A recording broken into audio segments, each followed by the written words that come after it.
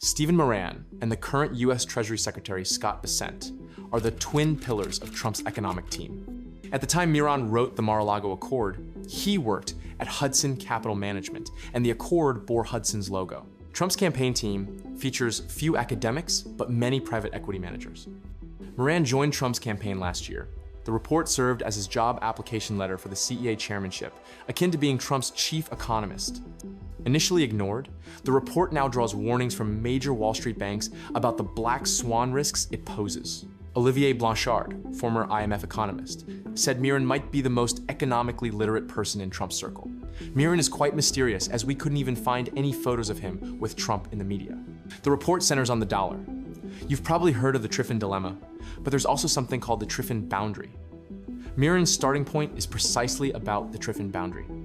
Miran believes America's biggest weakness is the dollar's overvaluation. Since 2011, the real dollar index against a basket of trade partners has appreciated 45%. Dollar overvaluation makes US goods uncompetitive and labor costs too high. Normally, when exports weaken, fewer people buy dollars to purchase US goods, so the dollar should depreciate. But because the dollar is the global reserve currency, central banks around the world hold some dollars as emergency reserves. When over 100 countries each buy a bit of dollar, they collectively push its value up. This causes long-term structural overvaluation. This overvaluation leads to persistent trade deficits and continuous loss of manufacturing. As America hollows out, eventually its national strength won't support the dollar's reserve status. Then the US will find itself helpless, forced to accept the reality of East rising and West falling. This tipping point is known as the Triffin boundary. Currently, the US federal deficit stands at 7% of GDP, while GDP growth is only around 3%. The federal deficit is like someone maxing out credit cards every year, while GDP represents annual income. When the deficit exceeds GDP growth, debt grows faster than the economy. With a 7.3% deficit and 4% gap, compounded interest means debt keeps snowballing. In the business world, this is called debt restructuring. There are two types. Proactive restructuring done while still solvent adjusting maturity structures, swapping short-term debt for longer-term ones. The second is passive default, like a P2P finance crash. I imagine Miran excitedly approached Trump saying, "Let's govern the nation using business logic, force the EU, Japan, and China into debt restructuring and erase our debts." Trump slapped his thigh. "Great, make America great again." But commercial debt restructuring differs from national debt restructuring. In business, insolvent companies often file bankruptcy, threatening creditors into accepting debt write-offs or extended terms. But can a country play this game? Can the US emulate Argentina, shrugging and declaring default tomorrow, unless others agree to restructuring? Argentina can go bust. Can the US afford that? Argentina is merely a participant in the international order, like a company. But the US is the rule maker of the Western world. If the US goes rogue, no one can bail anyone out, not even itself. Decades of effort by generations of Americans, countless soldiers' sacrifices, Trump and a hedge fund manager could wipe it all away with Wall Street-style debt restructuring in just 2 years. If the Mar-a-Lago Accord is real, China's wealth accumulated since reform and opening up might vanish overnight. Ironically, multinational corporations and Putin would benefit most. Putin watches silently as you fight, waiting for both sides to collapse before reaping the rewards. History already offers many such dramatic scripts. Regarding war, Miran didn't elaborate in his report. Whenever asked, he evades the topic. Wall Street folks are all hypocrites. No one wants blood from Ukrainian children on their hands. But we can glimpse clues from Zoltan Posar's work. Many of Zoltan's views are indirectly confirmed in Miran's public interviews. Zoltan, formerly at Credit Suisse, now runs an independent macro research firm. Don't assume Trump's team is amateurish.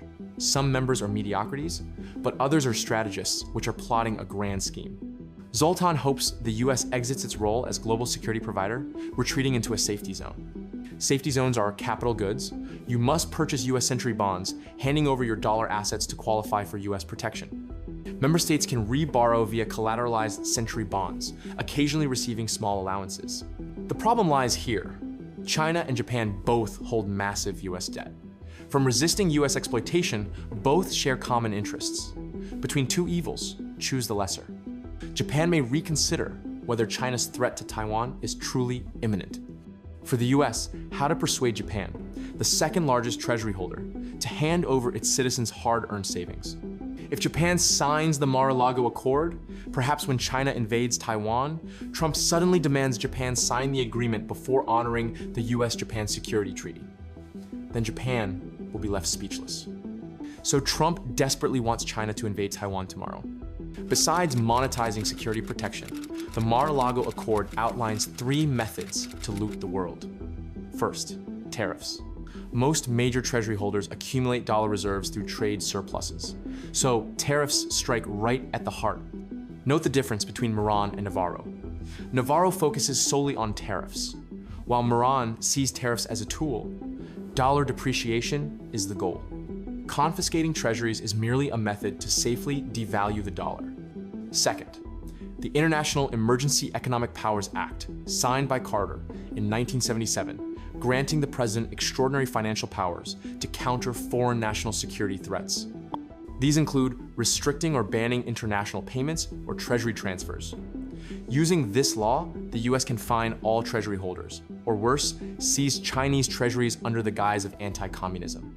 Trump's Tariff 2.0 legal basis also stems from IEPA. This shows Trump follows the Mar-a-Lago Accord, step by step. Third, cooperation with the Federal Reserve. The US Treasury can mimic Asian central banks' currency intervention strategies, establishing an exchange stabilization fund, ESF, funded by the Fed. But this raises an obvious issue.